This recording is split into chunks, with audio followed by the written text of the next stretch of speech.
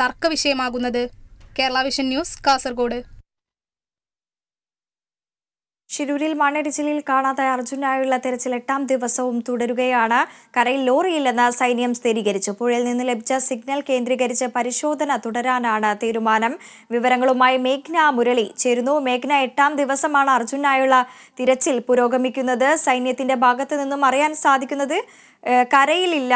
ഈ ഒരു അർജുനായിട്ടുള്ള തിരച്ചിൽ തുടരുമ്പോൾ അർജുന്റെ ലോറി അടക്കം കരയിലില്ല എന്ന് ആണ് അറിയാൻ സാധിക്കുന്നത്. കൂടാതെ തന്നെ ഒരു സ്ത്രീയുടെ മൃതദേഹം കണ്ടെത്തുന്ന ഒരു സാഹചര്യം കൂടി ഉണ്ടായിരിക്കുന്നു. തിരച്ചിൽ എങ്ങനെയാണ് പുരോഗമിക്കുന്നത്? കാലാവസ്ഥ അനുകൂലമാണോ?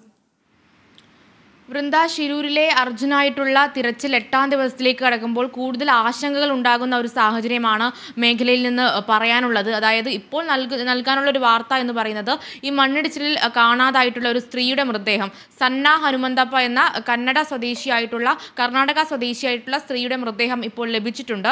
അത് ഈ ഗംഗാവാലി നദിയിൽ നിന്ന് തന്നെ ജീർണിച്ച അവസ്ഥയിലാണ് ഈ മൃതദേഹം നാവികസേന കണ്ടെത്തിയിട്ടുള്ളത്.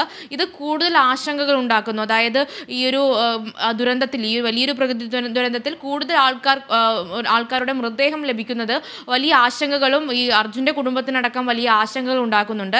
അതോടൊപ്പം 8ാം ദിവസത്തിലേക്ക് കടക്കുമ്പോൾ അർജുന്റെ കുടുംബത്തിനടക്കം ഇനി അർജുൻ ജീവനോടെ ഈ ഒരു പ്രതിസന്ധി, ഈ ഒരു ദുരന്തം അതിജീവിച്ച് വരുമെന്നുള്ളൊരു പ്രതീക്ഷ അത് നഷ്ടപ്പെട്ട ഒരു സാഹചര്യം തന്നെയാണുള്ളത്. പക്ഷേ ഇപ്പോഴും മേഖലയിൽ ഒരു തിരച്ചിൽ ദ്രുതഗതിയിൽ തന്നെ നടക്കുന്നുണ്ട്.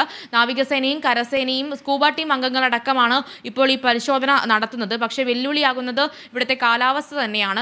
ശക്തമായ രീതിയിൽ മഴ പെയ്യുന്നുണ്ട്. മഴ മാത്രമല്ല, അതിശക്തമായി തുടരുക.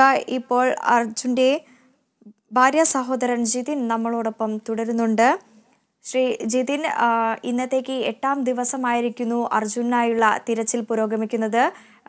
സൈന്യത്തിന്റെ ദ്രുതഗതിയിലുള്ള ഒരു തിരച്ചിൽ തന്നെയാണ് അവിടെ നടക്കുന്നത്. ഈ ഒരു തിരച്ചിലിനോട് എങ്ങനെയാണ് പ്രതികരണം? ഇപ്പൊ തെരച്ചിൽ നടക്കുന്നുണ്ടെന്നാണ് അറിയാൻ പറ്റിയത്. ഞങ്ങളാരും കടത്തി വിട്ടിട്ടില്ല. എനിക്കപ്പോൾ അങ്ങോട്ട് പോകാനുള്ള ഒരു അനുമതി കിട്ടിയിട്ടുണ്ട്. അപ്പൊ അവരെ വണ്ടി ഇപ്പൊ വരുന്നു പറഞ്ഞു. അതിന് വെയിറ്റ് ചെയ്തിരിക്കുകയാണ്. കഴിഞ്ഞ ദിവസങ്ങളിലെല്ലാം തന്നെ